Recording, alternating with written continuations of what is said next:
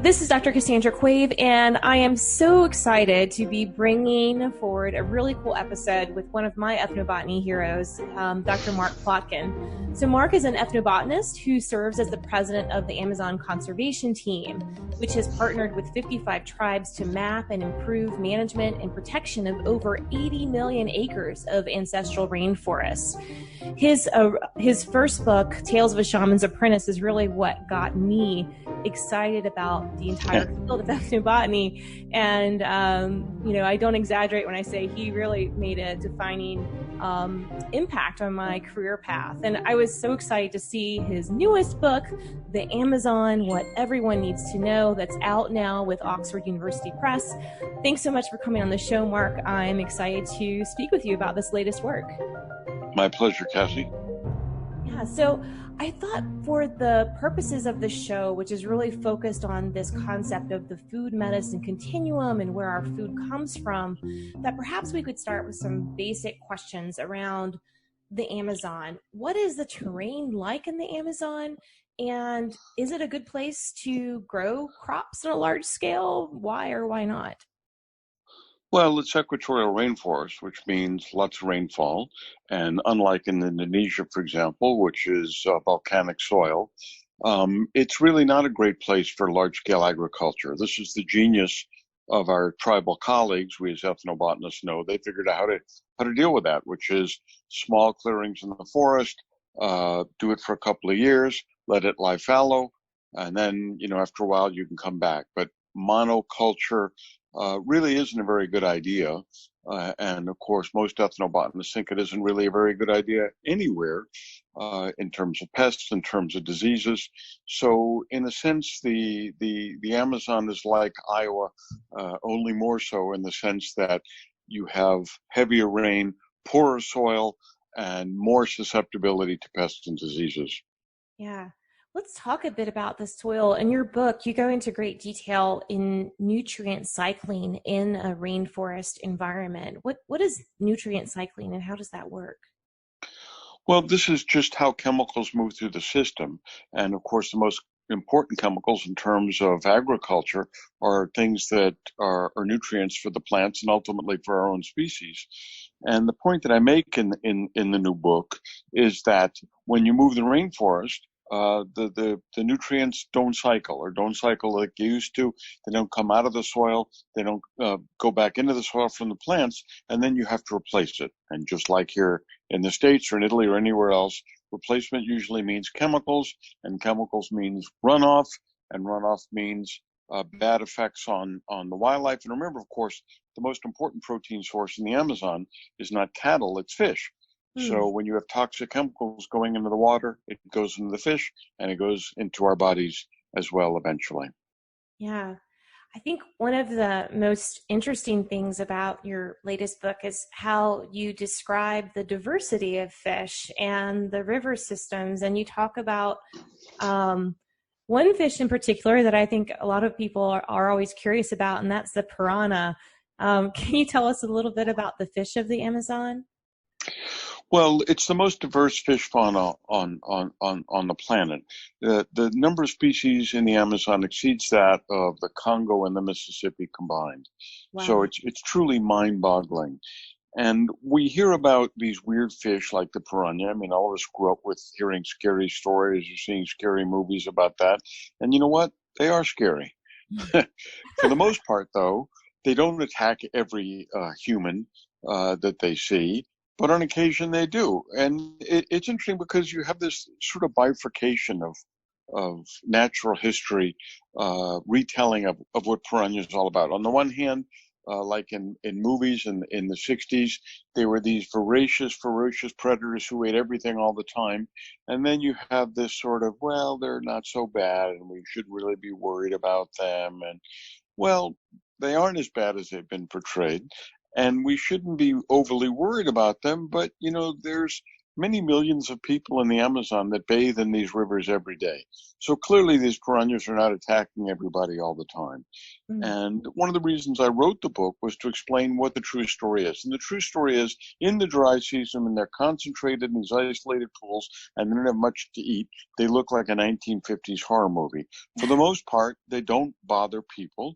But on occasion they do. It's like my mentor Schultes would say, you know, these plants and animals don't read our textbooks, so sometimes they don't follow the rules that we've been taught. That's great. And they're also useful in local uses. You mentioned in the book the utility of their very sharp teeth. How do local people use them? Well, nothing goes to waste in the rainforest. First of all, they are a primary food fish. They're very bony, but they're very tasty, and people tend to get around the bony issue by making soup out of them. In the not so distant past, many of my Amerindian colleagues and teachers would use the jaws and the teeth, first of all, as tools. They would scrape their hunting bows using piranha jaws with the teeth intact. My friends amongst the Kamayura and other tribes in the Xingu region in the southeast Amazon would use it to scratch plants into the bloodstream. Now, let me explain what's going on here. They take these plants, which they say make you healthier, stimulate the immune system, make you more muscular. They crush them, rub them on your skin, and then scrape them into your skin and essentially your bloodstream with these piranha jaws. So it's definitely painful, but this is a common practice. I've done it. It definitely hurts. Yeah. Well, and it's interesting when you think about that in perspective of modern medical innovations, where we're now looking at microneedle patches and other ways of delivering drugs across the skin. And this is a practice that's been in place for millennia already. You know, Cassie, all of us who work with other cultures find out how much more they know than we think they know. And whether they're peasants in Italy or whether they're peasants in Brazil, people are pretty smart and people are pretty adaptable. Case in point, my previous book, The Killers Within, was about the deadly rise of drug-resistant bacteria. And when Alexander Fleming discovered penicillin, many midwives came forward and said, well, we, keep moldy bread on our windowsill, which we apply to wounds and other areas we don't want to get infected. So who really discovered penicillin? And this point you're making about, well, maybe this whole idea of a new form of injections was really invented by guys in breechcloths or less in the Amazon. Doesn't seem too far-fetched to me. And I'll finish with one point. I was doing a little film in Suriname once, and the shaman was treating a patient, and the cameraman said, what's he doing? And I asked the shaman, he says, well, the patient's body has been invaded by invisible spirit ants, and I'm using the medicine to get in the bloodstream and kill those spirit ants, because if I don't, the spirit ants will multiply and kill the patient. And I translated this for the camera, and he said, what a bunch of BS. And I said, really? Because this sure sounds like he's fighting a bacterial infection or a viral infection or a protozoal infection to me. So Yeah. sometimes when we're arrogant and think, what can this primitive person know? What can this pre-literate person know? Actually, in some cases, not all of them, they know a lot. And sometimes a lot more than we do.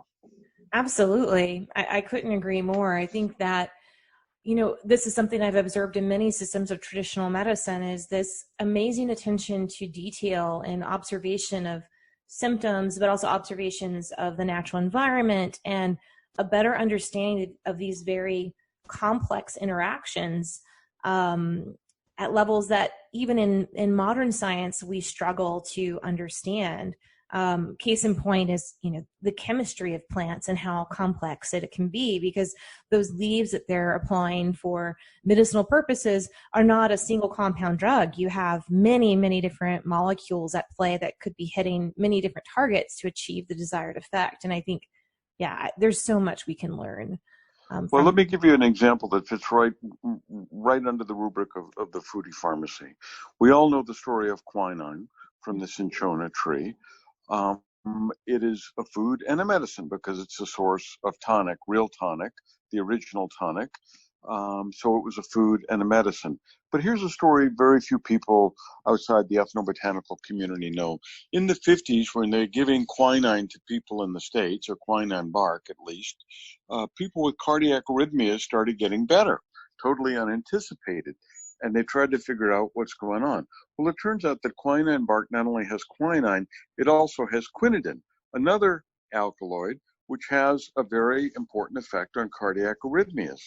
So when we try and go to the one chemical, this magic bullet approach, we sometimes lose some of the ancillary benefits. And I'm telling that for a reason, because first of all of the story about quinine derivatives in the news and COVID-19, I'd like to know if anybody tried quinine bark as a treatment for this or other viral diseases that, afflict us. We don't have a vaccine yet for AIDS, for example. Also, keep in mind that malaria has become resistant to quinine. But when I asked a Colombian physician how he treated drug-resistant malaria, he said with quinine bark. And I said, no, because it's resistant to quinine. He said, no, because resistant to quinine, but when I use quinine bark, which has many compounds in it, other alkaloids and other classes of compounds, it defeats drug-resistant malaria. Yeah, I've seen similar reports to this also for Artemisia coming from China. Yes. Artemisia annua, which is the source of artemisinin, also for the treatment of malaria. And there's a really beautiful paper in the literature that shows that whole leaf therapy with Artemisia can overcome resistance in artemisinin-resistant strains of the Malarium plasmodium. And that's just, it's so true. You think about the way that nature works. Again, there's lots of different backup plans within the chemistry of different creatures, and they don't rely on just a one-shot approach to treating disease. And I mean, this is what I've dedicated my career to, is really trying to investigate and understand how these molecules work together to treat different kinds of infections. And, we learn more and more every day. There's just so much, though, still to explore. Well, on this topic, go ahead.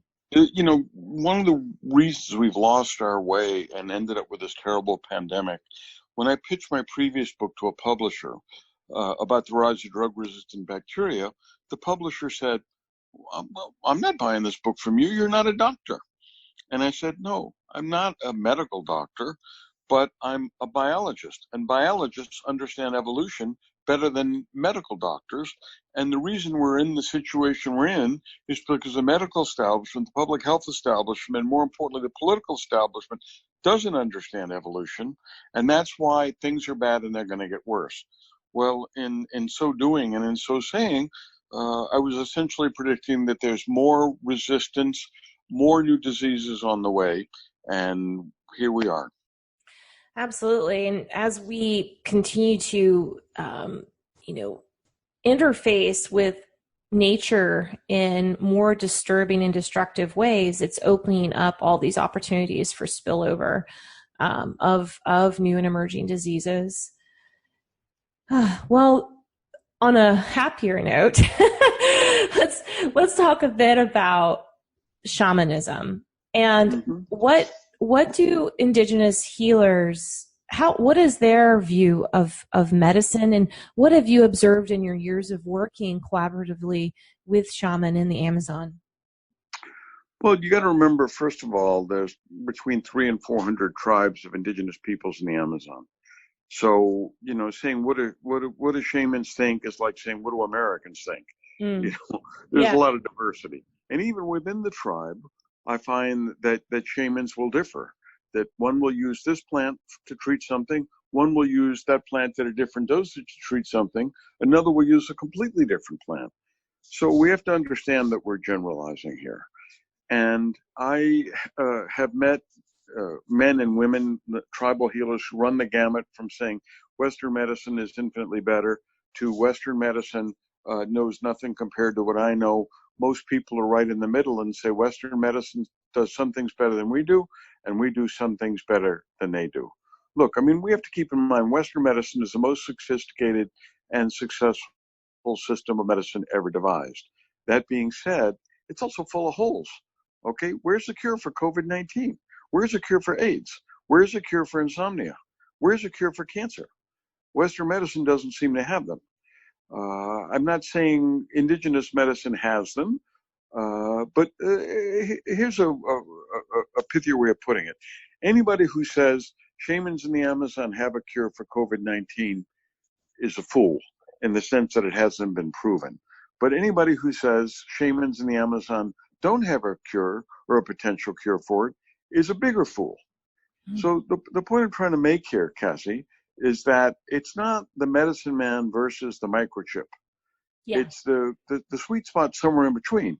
And as you see in the Quave Lab, as we see in any pharmaceutical company which is open to natural products, the best is a meeting of the minds and a meeting of the worlds. Some of the most important medicines or medical advances that have come out of indigenous medicine, whether it's the Amazon, whether it's the boreal forest, come from compounds in nature, not just plants, but particularly poisons and poisonous insects, come from the fact that these poisons can teach us better how the immune system works, how the nervous system works, and that we can learn from that and devise medicines from that lesson. So it's not like the old days of going down there, coming back with an alkaloid, and either it cures or it doesn't. It's gotten much more complex, and in so doing, it's become much more promising. Yeah. The second point I want to make and answer your question is that it's not just whether the medicine woman or the medicine man has the cure for X, Y, or Z.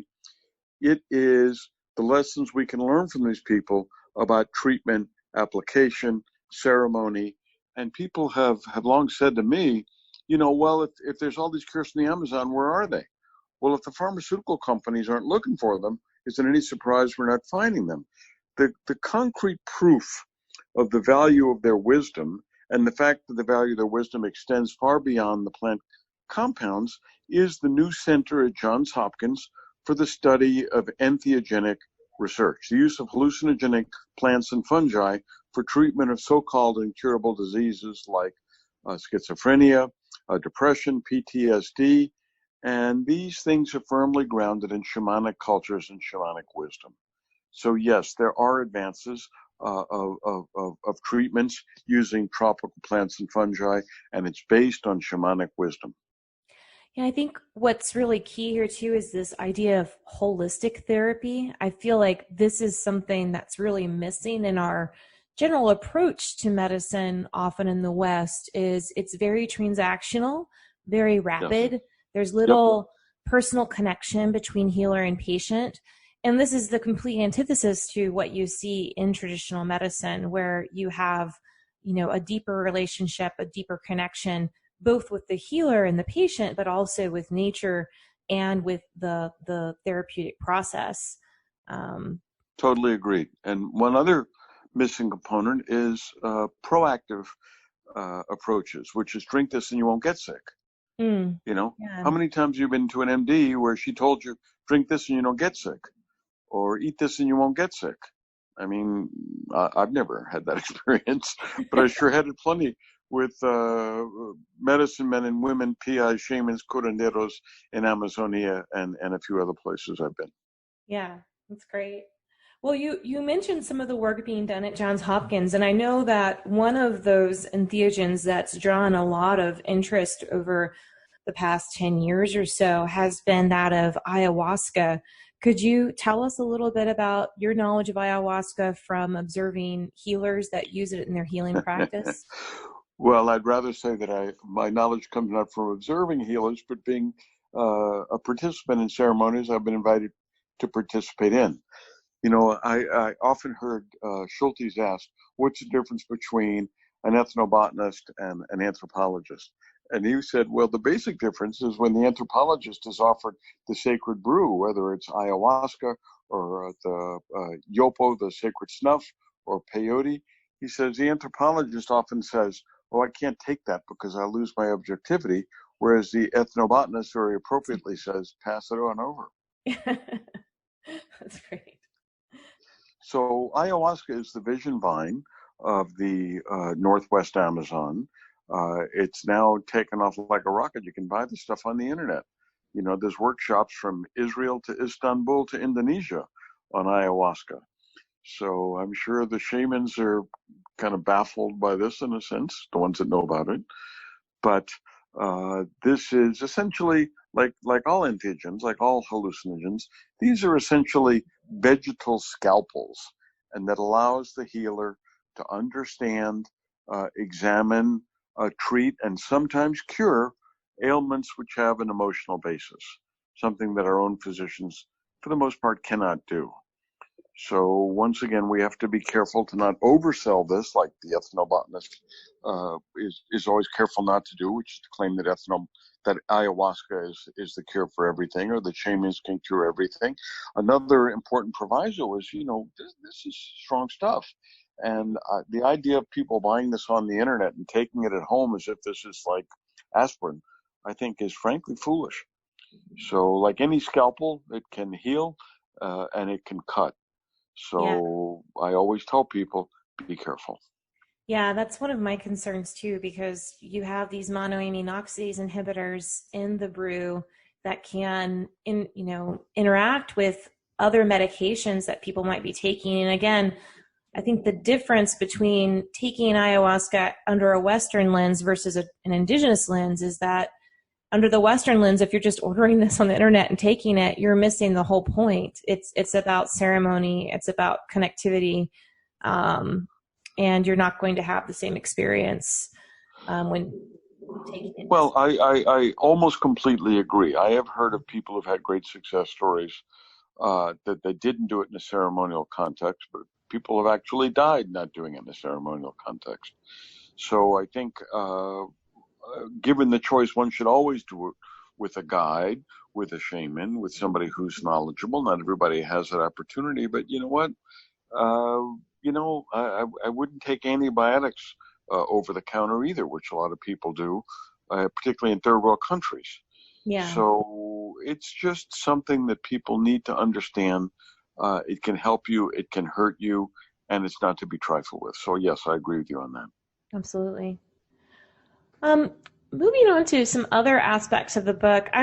First, I'm a huge fan of history and of understanding the works of scientists in the past. You wrote a lot about Alexander von Humboldt's journeys and his experiences in the Amazon, and some other scientists as well. I mean, I don't know if you can touch on some of their major findings that you highlight in the book. Well, von Humboldt is the best known first scientist in the Amazon, even though in the book I talked about Maria Silva Marian, who's actually a divorced German housewife who went to the Amazon 100 years before Humboldt and did incredibly important work in entomology. But Humboldt in the Amazon is perhaps best known for his work on electric eels. And what's particularly cool about that is that these were actually described by Linnaeus about 40 years earlier, and that Volta studied electric eels, and it's one of the things that gave him the idea for the first battery. So all of us who enjoy electricity all the time owe a debt to Volta and the Amazon and the electric eels. And here's why the story isn't over, because just last year, scientists found 2 new species of electric eels. Just last year, they found out that electric eels can actually produce 20% more electricity than we thought. And now we're studying these electric eels to find how to build tiny batteries that can be implanted in the body, like for pacemakers and stuff. So a creature in the Amazon that's still been studied after 250 years still has lessons to teach us. That's just amazing. Such an interesting story, an interesting discovery. This made me think, for some reason, also of the work that was done on curare poisons. Have you ever witnessed hunting with curare darts? Yes, I've been with plenty of hunters with curare-tipped arrows, and one of the holy grails for ethnobotanist work in the Amazon, at least, is to find curare, see it being made, and I have done that on many occasions. Actually, I found a new variety of curare in the Northeast Amazon. It is a strychnos-based curare that is from a different part of the Strychnos genus than the more common Strychnos curaris. And I talk about the first discovery of Strychnos-based curaris in my new book, which was done by the incredible Charles Waterton. And when I say I found it, I'm always careful not to say I discovered it, because as Schultes often said, ethnobotanists don't discover anything. We just learn what the indigenous peoples teach us. So that there are new poisons out there. I talked earlier about why poisons are as important as medicines, because in some cases poisons are medicines. And of course, the race against time is that with the advent of the shotgun, that the old ways of making and using curaries are being lost. And, it's once again the human race doing something very stupid, which is losing and wasting human knowledge that's been accumulated over thousands of years that could be of benefit to industrialized societies around the world.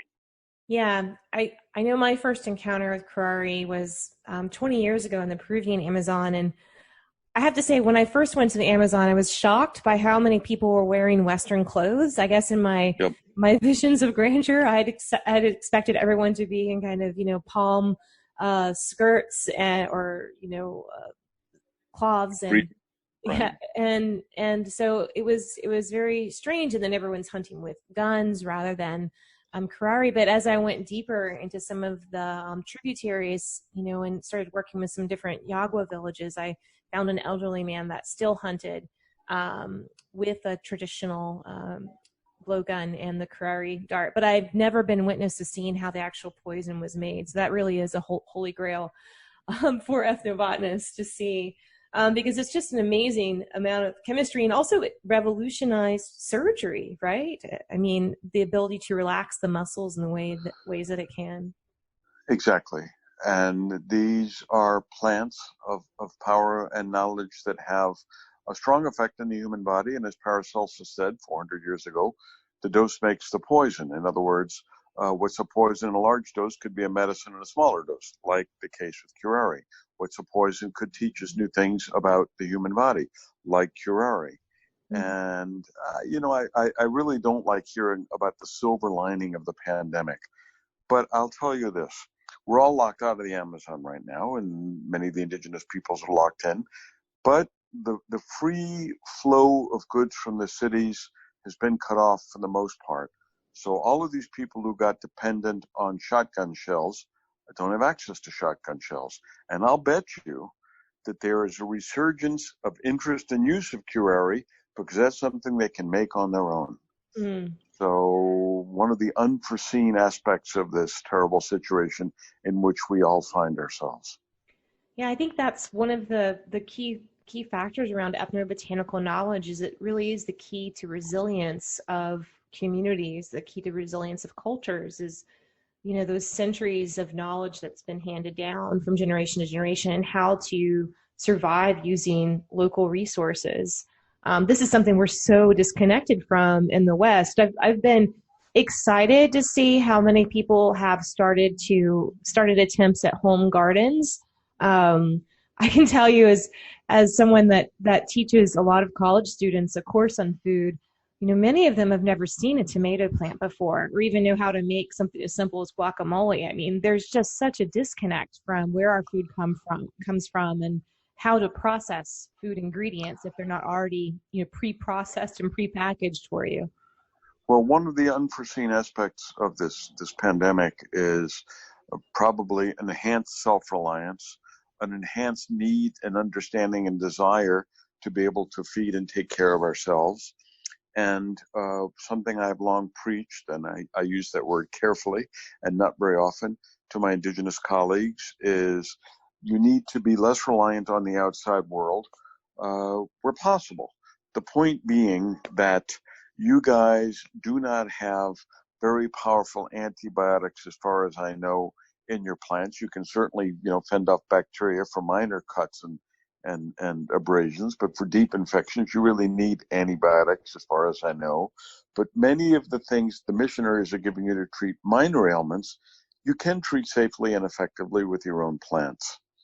And now in this period where they're cut off from the city, the fact that we have a Shaman's Apprentice program sponsored by the Amazon Conservation Team means that they know the plants are elders, had, and they know how to use them, and they are in fact using them. So this was a valuable lesson, the value of which is being demonstrated every day in the period in which we are living. No, it's fantastic. And could you tell us a little bit more about the Shaman's Apprentice program? Because I think this is something that more people should be made aware of. Well, when I started my work in the Northeast Amazon in 1982, I got there and there were about 20 shamans, but they were like the last of the mastodons because the knowledge wasn't being passed on. Nobody thought it was interesting. Nobody thought it was useful. Nobody thought it was effective. The missionaries taught them not to use it. It was the devil's work. And I said, teach it to me. I'll write it down in your language. I'm not going to publish it. I'm not going to share it with the outside world. And I'll give it back to you in written form, which I did 8 years later.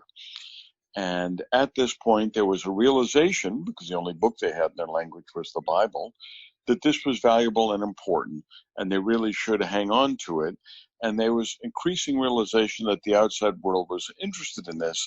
And when I say interested in this, I mean it didn't go out and sell copies of the book. It meant that they had it to learn themselves, to teach their kids, and that they could make money as shamans producing medicine to treat not only people within the village, which treatment was free, but people from the outside world would come in and say, I've got this infection, I've got this aching knee, I've got this other problem. Could you try treating me and see if it works?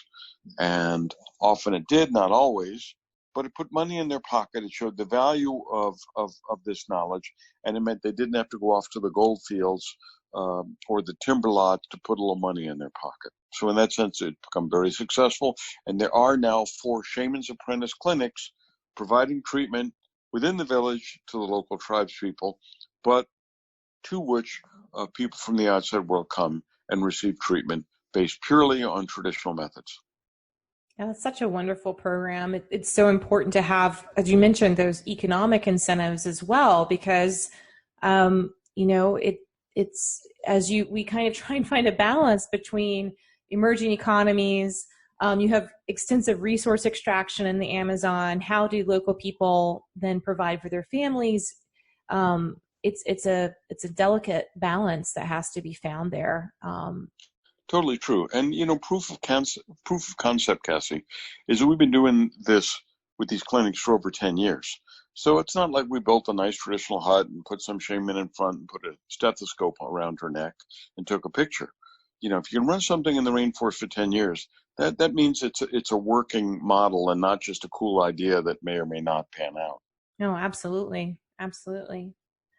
Well, I wanted to explore a bit of this issue of resource extraction. And I think that a lot of people are unaware of how our choices in the West actually have real on the ground effects and impacts on the Amazonian landscape and on the livelihoods and lives of indigenous people. You mentioned a moment ago logging and gold mining. We also have a lot of resource extraction and destruction of forests for farming. Maybe you could tell us a little bit about that. Well, this concept that, conservationists, environmentalists are against development or against people is obvious nonsense. But there's good ways to do it and really bad ways to do it and less bad ways to do it. So this idea that, Brazil's a poor country, we got to cut down all the rainforest to create jobs is not true, because if you've been in the soy plantations that replace rainforests in much of the Brazilian Amazon, it's all mechanized agriculture. Now, this isn't to point the finger at the Brazilians, because monoculture and mechanization, that's the capitalist system. It's the same thing here. But when you're telling people, we're a poor country, we need to do this to create jobs, and you're not really creating that many jobs, this is a false dichotomy. So in an age where we're interested in slow food, in an age where we're interested in organic agriculture, in an age where we're increasingly anxious not to abuse nature and create systems that lead to an explosion of parasites or bad protozoans or bacteria or viruses, I think we're in a period right now where people can reassess a bit and find out where this resource extraction and just mowing down the rainforests in Southeast Asia and destroying orangutans to have cheap palm oil, I think I'd rather have a planet where we have lots of orangutans than cheap Nutella. Yeah, yeah. Well, and as you mentioned, palm oil. I know that you cover soybean in your book as well, and cattle grazing. A lot of beef is being pastured on these savannas that have also been created through destruction of rainforest habitats. And I think one thing that you do really beautifully in the book is explaining nutrient cycling, and also the fact that Amazonian soil is not a great place to grow crops. And yeah, maybe you could explain a little bit about this idea of terra preta, and what that is, and what does that mean in terms of cultivation of crops? Well, when the first European explorers came into the Amazon, they were pointed to areas known as terra preta, terra preta India, the black earth of the Indians. And they were such racists, some of them, that they couldn't believe that this rich soil had been created by the Indians, because these are primitive people. Obviously, it was a result of volcanic activity, except that there's no volcanoes there, Yeah. except for the very far west along the Andes. So people are still unraveling the mystery of this black soil in which you can grow 3 crops a year, and you don't need fertilizer. And what can we learn from these indigenous peoples and replicate, not just in Amazonia, but around the world? And once again, it is an opportunity, like all ethnobotanists look for or know or learn from, where the indigenous peoples got there first and they figured out the answer to some of these questions and problems that plague us even in the 21st century.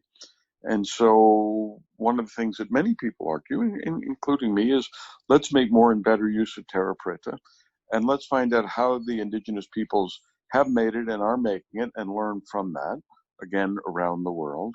And also this idea that E.O. Wilson, the greatest biologist of the second half of the 20th century, said, if we want to save the world, we've got to protect 50% of the land, and that's true around the world. Protect 50% of it, and then intensively do whatever we need to do, create cities, create farmlands, and the other 50% of it. Here's the great irony. The Brazilians have already done that. 50% of the Amazon is protected area. 25% is national parks, 25% indigenous reserves. Let's just protect that and intensively farm on the rest of it. And then everybody can be happy. Instead of going after virgin rainforest or primary forest, the little bit that remains in the US or Canada, or even less in Europe, that should be seen as a seed corn. Let's protect that and more intensively and more intelligently farm which has already been deforested or disrupted. And that's a win-win situation. But, it's one of these things, it's kind of like peace in the Middle East. We know the broad outlines of a deal. That's pretty straightforward. It's the details and the vested interests that make it difficult, and some would say impossible, to come up with this win-win solution. Yeah, no, absolutely. Well, and I think a lot of these pressures with monoculture and, as you said, mechanization really drive these large scale destruction of different landscapes. And you mentioned earlier this emphasis on not using monoculture in indigenous farming techniques. And you also go into detail on this in the book around the value of biodiversity in crops. And maybe at this point we could just highlight some of the major types of crops that are cultivated by local indigenous people in the Amazon, and what does it mean to have a biodiverse food system there? Well, in my first book, I quoted Edgar Anderson, a famous economic botanist of the early 20th century, when he went to Guatemala for the first time and looked at an indigenous garden for the first time, and he thought, wow, what a rat's nest. What a mess. The Western model is corn growing in a straight row. Mm-hmm. And then he realized that there was a agronomic genius there. Yeah. That by growing things that way, he didn't need to worry about shading the soil from the tropical rains, that they didn't need to worry about pest infestations because there were so many varieties the pests just couldn't sweep through like they often do in monocultures. Didn't require massive applications of pesticides like you need to do in a monoculture plantation. And so once again, it was a Westerner with a PhD saying, oh, these are primitive, ignorant people, when actually they were using a different system, which in some ways was complementary to ours, in some ways is better than ours. Look, I don't mean to insist that, we all need to do these types of indigenous gardens and we could feed the world, probably with 6.6 billion people, not quite. I'm saying that we need to manage our monoculture plantations better and smarter, and need to have more of these smart food agriculture everywhere. Look, I was at this great economic botany conference put on by our colleague Glenn Shepard about 2 years ago in Manaus, at the not in Manaus, in Belém, at the mouth of the Amazon, Brazil. Brazil's not a culture or country obsessed with food like my hometown in New Orleans or like Italy or like Suriname even. But I was stunned to see all of the slow food Amazon movements and manifestations there in terms of, organic products, in terms of using the different chili peppers, in terms of new varieties of hot chocolate based on the many Amazonian palms, like Mike Balick has studied for many years, and producing a new cuisine, high-end markets, charging a little more, but infinitely tastier and more interesting. People want different things to eat. When I was a kid growing up in New Orleans in the 60s, going to a Chinese restaurant was, a wild cultural experience. Thai food, nobody'd heard of this stuff yet. Yeah. People just want new and different things to eat and drink. And the tropics got a lot more to offer than the temperate zone. Well, speaking of drinks, what can you tell us about tiki cocktails and how are those related to the rainforest? Well, here is a whole, at this point, probably a multi-million-dollar industry created from tropical plants. When Americans went off to fight in World War II, think what it was like to live on a farm in Iowa in the late 30s. No color TV, no tropical crops. These guys had never eaten a pineapple, or seen a pineapple, probably. Yeah. So they go off to fight in the South Pacific, and they're surrounded by tribal peoples living a pretty idyllic lifestyle. And then when they went back to the U.S., they missed the tropics. To me, it's kind of reminiscent of the Wizard of Oz, where Dorothy lands in Oz and everything's in color. That's got to be what it was like if you grew up in the American Midwest in the 30s. And so there was a market for that tropical tribal experience. And Don the Beachcomber and Trader Vic realized that market was there, and they created bars based on this concept. These were the first tiki bars. This has been told in detail by my buddy Beach Bum Berry, who's written, I think, 5 books on the origin of tiki culture and cocktails. Nobody had ever drunk a Mai Tai or a pina colada before. In fact, there were no pina coladas in the South Pacific until these guys came up with it, probably because there weren't any pineapples in many of these places. And so they could bring together these tropical plants into these drinks and market to an American public hungry for new tastes. And that was the origin of the tiki movement. And my buddy Beach Bum Berry, Jeff Berry, decided that, okay, let's give these people what this is really all about, which is the best fresh pineapple juice, the best fresh passion fruit juice, because that was the origin of the tiki movement, which we got away from because the capitalist system says, oh, we can just make passion fruit powder, and nobody's going to miss it if we're using canned fruit.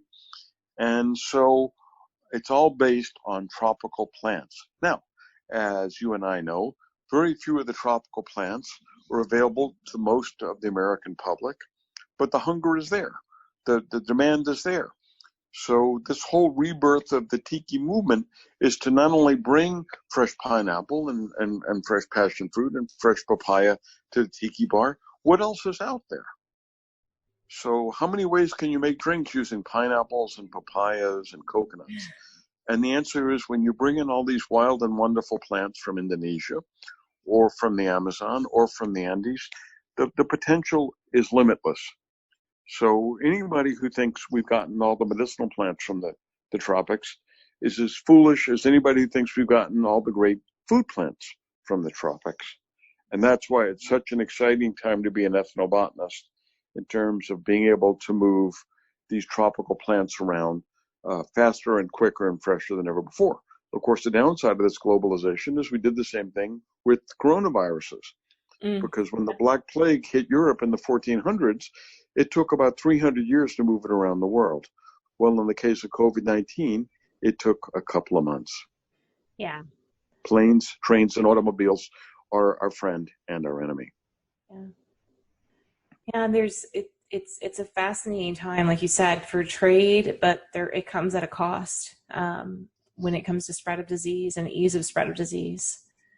Well, this makes me think also of spread of disease historically in the Amazon, and you write about some of the atrocities that were, that occurred with European explorers that came to the Amazon spreading disease, but also,